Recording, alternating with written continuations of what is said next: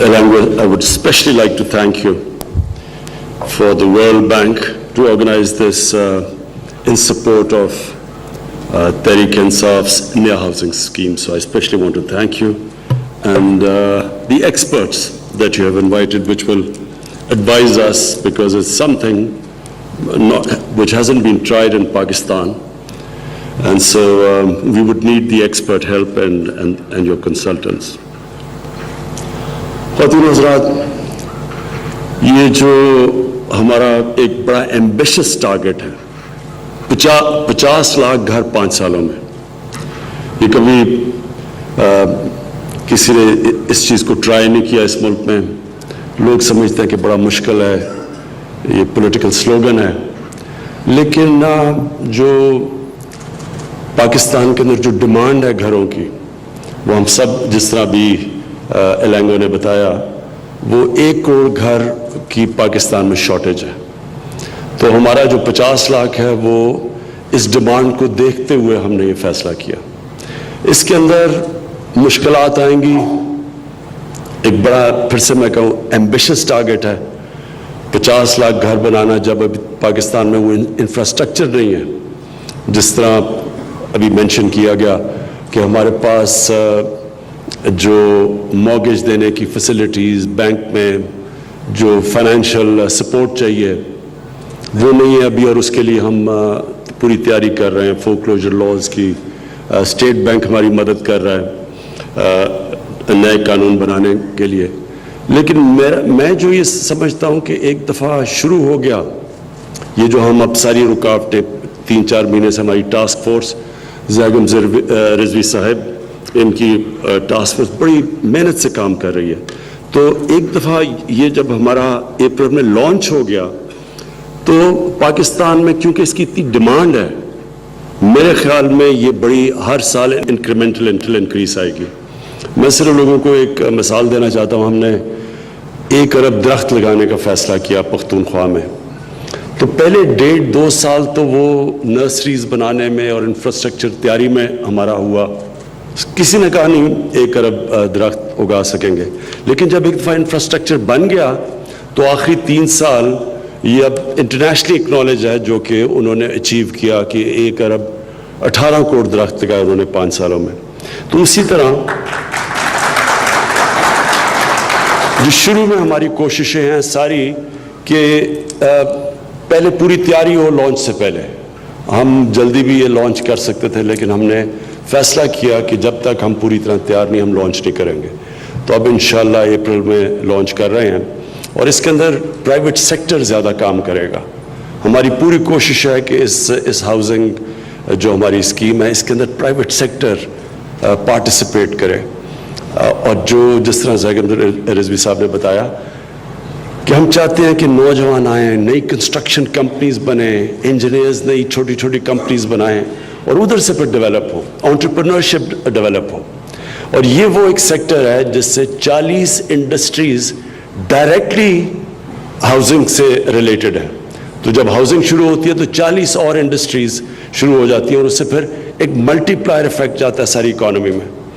اور ہمارا جو اصل مقصد ہے اس کے کہ ایک نچلے طبقے کے لیے افورڈیبل ہاؤسنگ جب شروع ہوگی تو پہلے تو سب سے بڑا اللہ کا کام ہوگا کہ وہ لوگ جو افورڈ ہی نہیں کر سکتے ہاؤسز اپنے گھر بنانے کے لیے، کیونکہ یہاں کوئی کانسیپٹ ہی نہیں ہے کہ ایک عام آدمی قرضہ لے سکے، تو اس کے پاس کبھی بھی اتنا پیسہ نہیں آتا کہ وہ اپنا گھر بنا لے.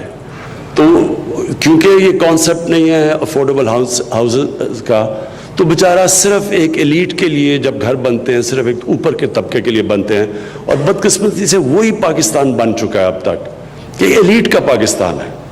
اس کے اندر کوئی بھی آپ اٹھا لیں، تعلیم اٹھا لیں، پرائیویٹ ہاسپٹلز دیکھ لیں، انگلش میڈیم سکولز دیکھ لیں، یونیورسٹی ایجوکیشن دیکھ لیں، جو ایکسیس سبسڈیز دیہات میں دی جاتی ہیں وہ سارے بڑے کسانوں کے پاس چلی جاتی ہیں.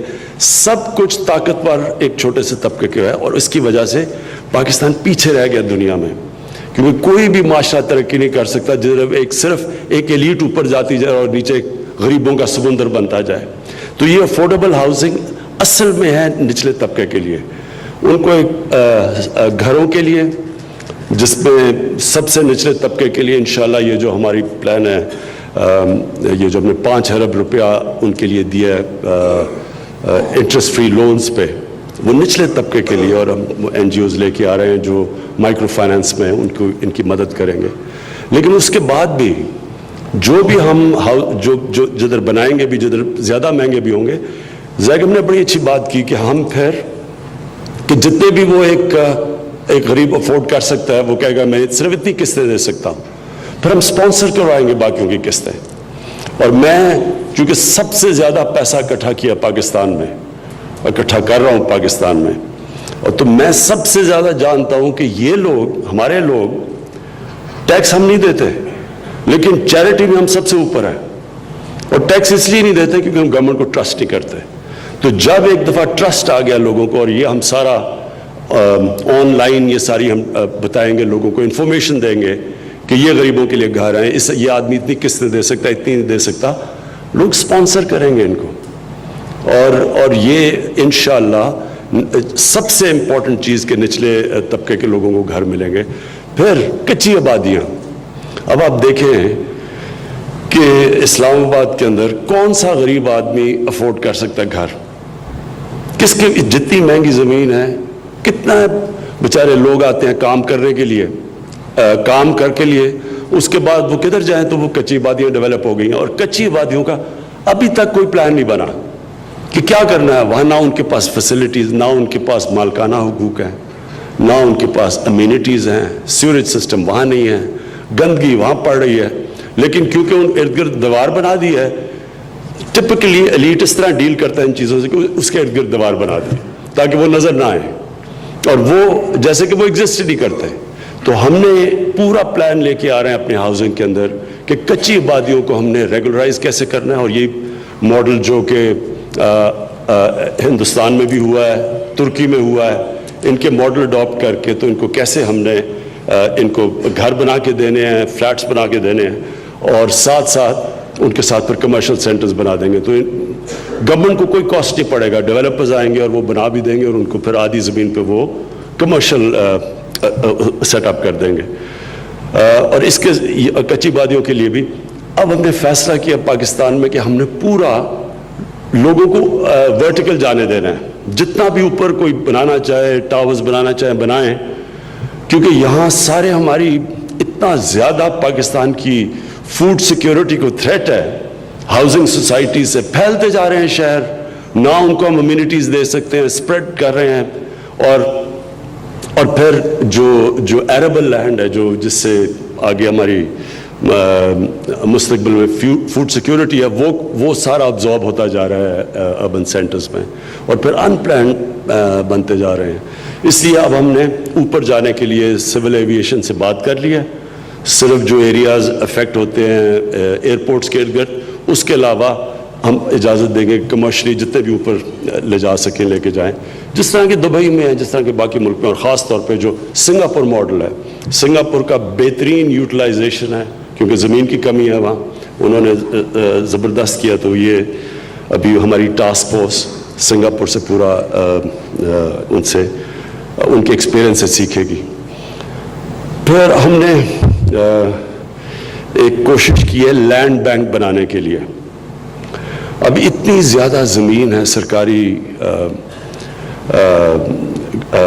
ڈپارٹمنٹس میں، ہم نے صرف جو قبضے چھڑوائے ہیں اسلام آباد میں، وہ ہم ایسٹیمیٹ کرتے ہیں 500 ارب روپے کے اب تک ہم نے قرضے چھڑوا چکے ہیں جو قبضہ کیا ہوا تھا لوگوں نے. اب میں ان کی بات نہیں کر رہا جو غریب لوگ ہیں، کیونکہ ہم نے فیصلہ کیا تھا کہ جو بیچارے غریب لوگ رہ رہے ہیں زمینوں پہ، ان کی ہم ڈیمولش نہیں کریں گے. لیکن جو قبضہ گروپ ہے، اور بڑے بڑے قبضہ گروپ ہیں اسلام آباد میں، سارے پاکستان میں ہیں لیکن اسلام آباد میں تو خاص طور پہ تھے. اب وہ سوچیں کہ وہ قبضہ گروپ نے ایسے لوگ ہیں یہاں، انہوں نے تھوڑے سے سی ڈی اے کی زمین سے اربوں پتی بن گئے، اور سی ڈی اے لاس میں جا رہی ہے. اور اس لیے ہم نے جب یہ زمینیں چھڑوائیں تو پتہ چلا کہ کنائیون سے یہ زمینیں مہنگی زمینوں کے اوپر قبضے ہوئے ہیں، تو وہ چھڑوائے ہیں. اور پھر جو ہم نے ڈپارٹمنٹس کو کہا کہ ہمیں بتائیں آپ کے پاس کون سی زمین پڑی ہوئی ہے جس کے اوپر کوئی کچھ نہیں ہو رہا، ڈیڈ کیپٹل جو ہے. آپ یقین کریں کہ ڈپارٹمنٹس ہم گورنمنٹ سے ہمارے سے چھپا رہے ہیں زمینیں. ہم گورنمنٹ ہیں, ہم ان سے کہہ رہے ہیں بتاؤ زمینیں کدھر پڑی ہیں, وہ چھپا رہے ہیں اور ہمیں پھر بعد میں پتہ چلتا ہے کہ یہ بھی زمین انہوں نے رکھی ہوئی ہے, یہ بھی. یعنی یہ کس کمال یہاں ایک سسٹم ڈیولپ ہو گیا ہے کہ گورنمنٹ وہ والے سمجھتے ہیں کہ جی ان کی ذاتی زمین ہے کیونکہ انہوں نے, اور پھر قبضے کروائے ہوئے ان زمینوں کے اوپر مل کے. تو اس کو تو میں آج یہاں اناؤنس کر رہا ہوں کہ اب ہم نے ان کے اوپر پوری, اب لاسٹ ہماری کیبنٹ میٹنگ کے بعد ہم نے فیصلہ کیا ہے کہ ان کو اب ہم اس کو کرمنل آفینس بنائیں گے اور ان کو جیلوں میں ڈالیں گے جو آگے سے گورنمنٹ کسی کو نہیں چھپائے گا.